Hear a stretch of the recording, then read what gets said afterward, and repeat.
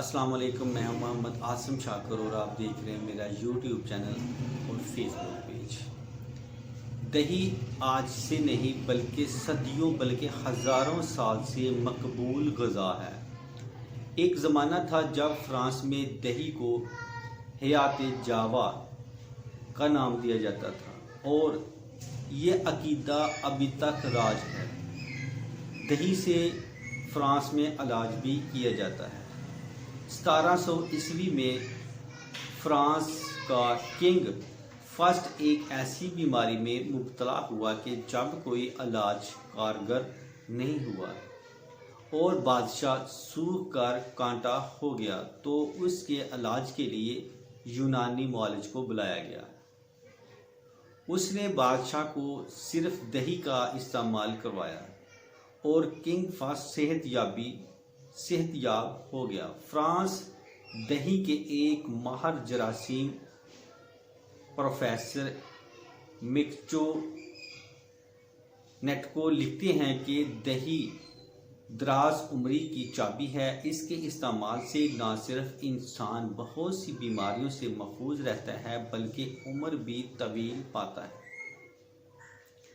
अगर दोपहर में लंच की बजाय एक प्याला दही में कोई मौसमी फल या सलाद वाली सब्जियां काट कर शामिल कर ले खाया जाए तो आपको कुछ ही अरसे में बहुत सी जिस्मानी शिकायत से निजात मिल जाएगी। अब तो जदीद साइंस भी दराजी उम्र के लिए दही की अफादियत की कायल हो चुकी है, लेकिन दही से ये फ़ायदा हासिल करने के लिए दही को मुस्तकिल और मुसलसल इस्तेमाल करना चाहिए। जिन लोगों को आंतों में जलन व सोजिश की शिकायत रहती हैं वो लाजमी हर खाने से पहले कम से कम 100-200 ग्राम दही खा लिया करें। एक मशहूर मिसाल है कि अपने दही को कौन खट्टा कहता है, यानी कोई भी अपनी बरी या सिकम को कबूल नहीं करता, लेकिन साहबो दही के मुआलिज में आप बेशक अपने दही को खट्टा ना माने, लेकिन जब आप खुद इसको खाएंगे तो आपसे बेहतर फैसला करने वाला कौन होगा कि दही खट्टा है या मीठा। एक ज़माना था कि जब दही जमाने के लिए मिट्टी के कूंडे इस्तेमाल किए जाते थे।